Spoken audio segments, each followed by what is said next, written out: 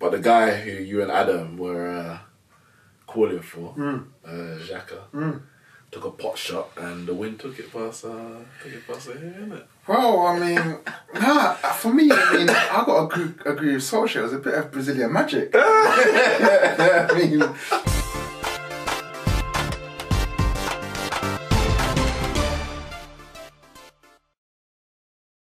action-packed weekend in the Premier League, and in sports in general. To be honest, I think there's only really one place to start. Where do we start, Ramone? Where do we start? you tell me. Where do we start? Well, obviously you and Kyle were down at the Emirates. Mm-hmm. I wasn't able to be there, but obviously you spoke to the fans and after the game. How did you see that game going? What was the reaction of the fans? Well, I'm not surprised. I predicted Arsenal would win. As I'm usually right this season with my predictions. Oh, okay. We'll get to that. We'll get to that. Can you say I'm usually right? It's the first time I've been wrong. I'm just saying, it's the first time I've been wrong. Sorry, not first time I've been right this season. Anyway, yeah, fans, well, Man United fans, they were humbled. I think they well and truly, I think they were shocked that they actually thought they were going to come and not just get a point, but actually win because of the run that they've been on. The run that you've been on. You guys thought that you're going to come to the Emirates and get the win. So when you came out, not even able to score one goal at the Emirates and conceding 2 goals, it's just, I think Man United fans are in shock. And obviously Arsenal fans buzzing with the win. You don't think Arsenal fans were in shock? I don't think they were shocked. They were just happy. They were just happy. They were happy to get the win. Obviously, in a game like this, everyone's going to back their side before the game. Everyone's going to say their team's going to win, whatever.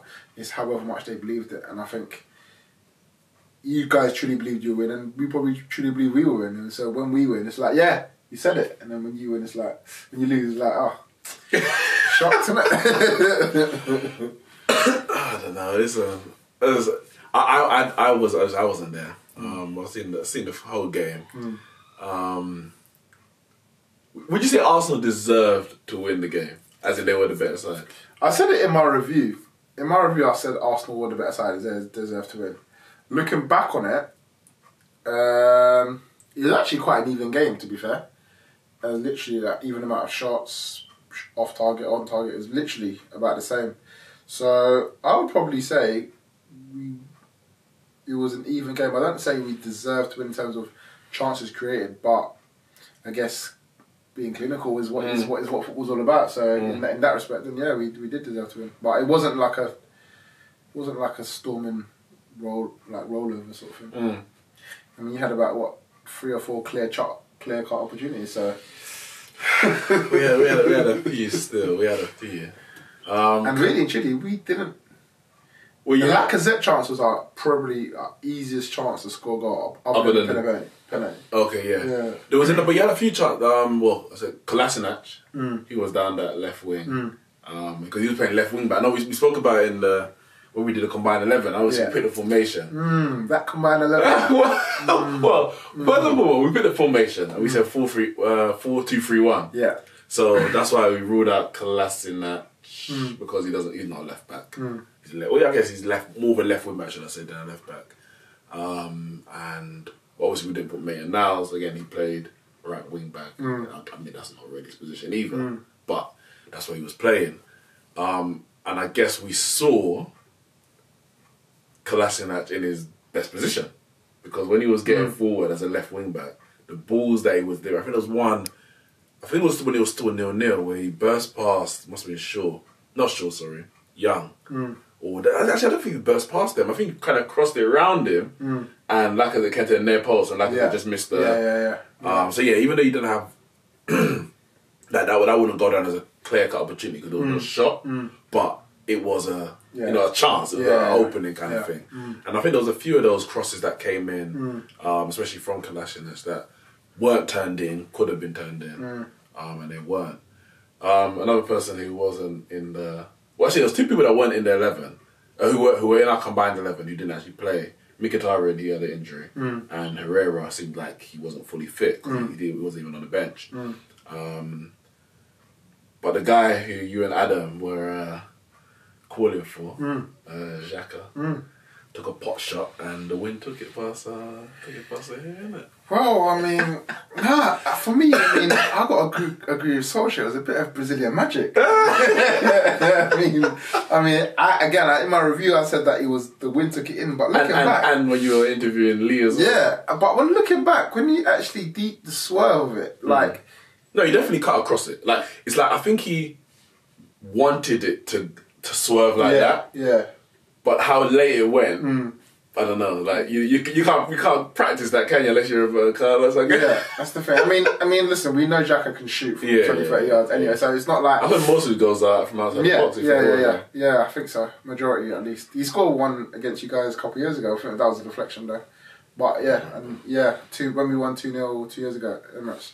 And again, we know he can do it. But for me, I said at the time he gets in that squad over Matic and Herrera, and I said he got to be in that squad. Like obviously Herrera wasn't fit or whatever, but so it was only who else was available. But for me, Xhaka, Matic, and Herrera, Xhaka has to be in.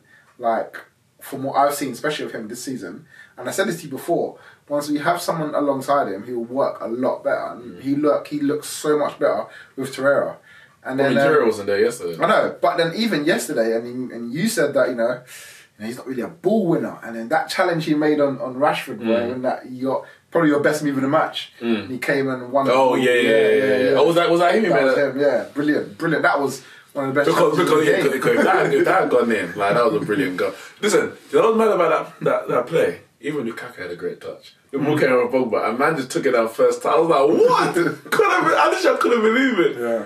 But then this pass to Dalla, I think, was slightly short, yeah. But Dalla recovered it. Because he still got only Xhaka just got there before Rashford. If he got there, but I think if the pass had been that was like Lukaku in one, innit? Like a bit of brilliance, but then you get the other side of it. Because if it was a bit stronger, then maybe the ball would have come across the area as opposed to pull back. I don't know, innit? But yeah, it was a good tackle, good performance from Xhaka. If Herrera wasn't fit, he wasn't fit in the end, to be fair. But if I didn't think he was fit, then yeah, I'd put Xhaka in. He should have. That's what I'm saying. He should have been there above, regardless of it. Wait, why didn't? But that was my fault. That was you and Adam, innit? Because we both said Xhaka, but he said Herrera over Matic, and you both said Herrera. So, and then we also we also three of us said Matic. Yeah, 3 of us said Matic. Yeah. So it was only that Herrera Matic. Didn't conspire. No, I didn't. But then at least next season we know who gets in first on the team sheet. Depends, innit? That's what Adam said, innit? I said that. Yeah. Damn, man.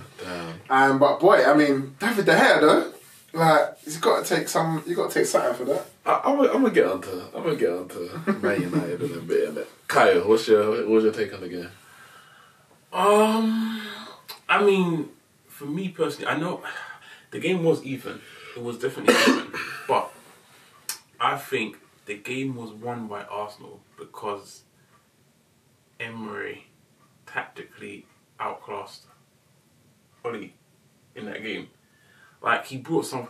When I saw before any ball had been kicked, and I looked at the lineup, my jaw just dropped because I'm used to seeing either or Lacazette or Aubameyang starting and one on the bench, and the same goes for Ozil and Ramsey. If one is playing behind Lacazette or Aubameyang, or in this case both of them, the other's on the bench. But he played them both. Ramsey was in the CMBM. Yes. It's funny because remember we did the combined 11, and I because I felt I wanted to put Ramsey in, but then I said, but maybe he's further forward. And everyone was like, no, yeah, he wouldn't go there. But it's like under Wenger, he's played central midfield before. I think going forward, obviously, he's better at it. But he did it yesterday. But it may have been easier for him because we had 5 at the back. So if it was a 4-2-3-1, there's a little bit of a gap when there's 3 defenders. He can go forward and Xhaka can sit, and then it's a 4 in the middle. And I think that by doing that, what his intentions was, I'm gonna go for this game. Like he literally just put it all out on the table and said, I'm playing Ozil, Ramsey, Lacazette, Aubameyang, all of them. Go out and win this game. And I feel that Arsenal need to do this more going forward. Don't be reserved and be like, have options on the bench. Because if you're doing that because you're trying to compete against other teams for trophies, you're only going to lose because their teams are stronger than yours. Their squads are stronger than yours. You can't do what they can do. You can only do what you have. Spurs don't go out there every week and say, oh, we're going to rest players. Oh, we're going to drop Ali or drop Ericsson and not play them this week and rest them. No, they will play their first 11 week in, week out and try and win every game because that's what they do. That's what they can do. Arsenal But the are thing in a is, situation where they can rest players and play Iwobi here, play this player, that player here and there. They're not in that position. But I was going to say, is it not a case of like horses for courses as far as Emery? Because he did this against Chelsea, was it not? And it worked, won the same result, 2-0. Yeah. And then the next game, he went back to kind of what he knows. So maybe he just feels that the team and the formation that he puts out, let's say against, Southampton, Burnley, Everton, etc., that team is there to win it. And it's the best team available for that game. The Man United one, maybe he looked at, like, if you take the FA Cup game, I think he went 4 at the back in the FA Cup game. Yeah. And so you had your 2 wing-backs, left full-backs going up, and our strikers split. So our strikers took up those positions. Now, by having 3 at the back, if those 2 strikers take those positions, the 2 centre-backs can cover, and you've still got someone in the middle. So maybe it's like, well, everyone doesn't play 2 up front. If you come up against a Burnley, maybe because they play 2 up front, but if you come up against, you might even say a Liverpool or someone who's a more traditional striker, a Tottenham, they play 1 up front, so we don't need a 3 at the back. Yeah. And it's all that because then even obviously we got 2 up front, and then the midfield. It's like we started as well. I think we had 4. Yeah. And Pogba was kind of wide. Yeah. And because you had the 3 in the middle, the 2 sitting, and then Ozil, you dominate that position. But if you play a Chelsea, who have the 3, or a Man City have the 3, maybe that's not always going to work. I don't know. So maybe it's a horse's course. Maybe Aubameyang and Lacazette, as far as Emery's concerned anyway, they're the best for that game. But for another game... The thing is, if you look at Emery, some would say maybe he doesn't know his best formation, he doesn't know his best team. You could also argue that, like you said, he's taking it game for game. This game he played a 5-3-2. Against Rennes he played a 4-2-3-1. Against Spurs he played a 4-3-3.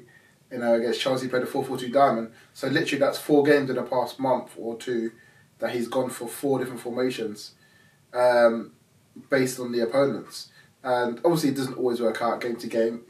One may not work as how he feels, but I think it also, for example, Solskjaer coming into that game, he doesn't know what Emery's going to do. No, he doesn't. If you look at Chelsea, for example, you know they're going to go 4-3-3. Like that's you know where your players can be in that position. Now Solskjaer may think that because he lost the first game at the Emirates in the FA Cup that he may change it, but because he's so up and down, you play 4-3-1 in a week. You don't know exactly what's going to change it, even if it does change it. Yeah, and I know in a game, I think during the first half, Ollie switched it. Yeah, he did. He didn't, so he went to a 5 at the back. And then it kind of went back to a 4 in the second half, maybe to try and get back into it. Yeah. But it just never really clicked for Manchester United in the way Ollie thought. And that may be because of the way that Emery had his team set out that to just get the right parts of the game. And also, you have to also be aware now that because Aubameyang and Lacazette on the pitch, you have to just be that little bit reserved, just because you know that if any of those 2 get a chance in and around the box, it could be a problem.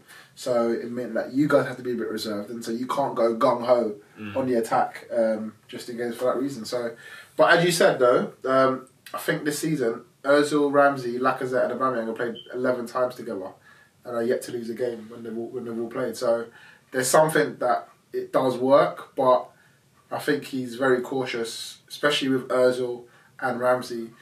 Ramsey obviously not being here next season. You don't want to play him every game because next year you're going to be without him. I don't agree with that.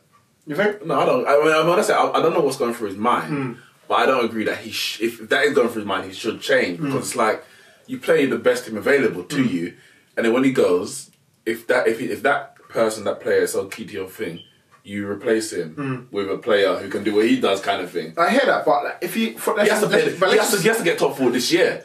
Yeah. You can't say, oh, Ramsey might not be here next year, so I'm not going to play him if it's going to cost you getting back into the Champions League. Yeah, but then at the same time, if the player that comes in is a Guendouzi, for example, who's 19 years old, and he hasn't got that experience, if he comes in straight away into next season, that's another year of him adjusted. Whereas if he can rotate it a bit, play Ramsey here, play Guendouzi in the Bournemouth, where we won 5-1 and he didn't need to play Ramsey. Do you know what I mean? It just allows you to just do that. Ramsey played against Spurs, Ramsey plays against Man United, Ramsey plays against Chelsea. Do you know what I mean? So like, he doesn't have to play Ramsey in every game because there's other players to come in. And look, it might not always work. Sometimes you think, oh, maybe we could have played Ramsey in that game, we could have got a win instead of a draw or whatever. But I feel like with Emery, there's a bit of a change because I've been surprised with Ramsey not being in certain games. You know, but other people have been given opportunity, and I think that's probably the reason why, just to manage it a bit. And Özil, of course, up and down with him throughout the season. So yeah. Did you have anything else to say? I think we kind of cut into. But do you think Arsenal were a better team? Do you think they deserve to win? I say they deserve to win because they scored. They put away their chances. But I wouldn't say that they were the better team. It was pretty even. It was a pretty even game. But I will say that because like I hear what you're saying with Emery and him wanting to change and maybe bring in Guendouzi here and there, etc. But I feel that because if you look at for instance Liverpool and Man City and even Chelsea, you know what you're gonna get week in week out. Same formation, same set of players. Really, well, maybe not Man City. Man City changes players around, but the formation and the style, you know what you're gonna get. You don't know the personnel exactly, but you know what you're gonna get from them. Whereas Liverpool, you know what you're gonna get. You're gonna get the same front three, the same back line. Like you know what you're gonna get, but they have the confidence that no matter who they're gonna play, they can outplay them. And I think Arsenal need to have that mentality. Maybe not with the top 6. So if you're playing your Man United, Chelsea, Liverpool, he can come with his tactical approach and be like, okay, 2 up front in this game, 1 in this game, back 5, back 4, etc. But when you're playing the rest of the Premier League, he needs to just go with 2 up top, play his best team, and stick. I feel like this formation that he played against Man United is their best formation, and you can't be chopping and changing and be like, oh, Leicester play with 2 up top, or Southampton play with 1 up top, so we're going to switch our formation based on them. No, they should be switching up based on you because you are the better team. You should go out there and outplay them. It doesn't matter if you're home or you're away. It's Southampton. It's Watford. It's Leicester. You go out there and you dominate them. Man City don't change tactics or formations because they're playing these teams below the top. No, it's ludicrous. If you ask me. I hear what you're saying, but I mean, it works. Like it worked against Chelsea. They didn't know he was going to go for a 4-4. But he's saying that in the top 6 games, it's fine chopping and changing to be tactical. But against the other teams, he's saying, what's your best team? And that formation, and he's saying this formation, the 3-5-2, is your best.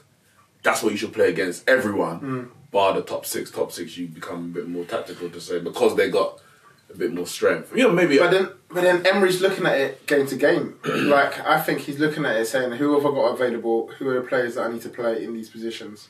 And this is what I want to go for. Barring injuries, barring suspensions. I think that changes things as well. When a man's injured, when a man's suspended. Maybe if Torreira was here, he wouldn't have done it.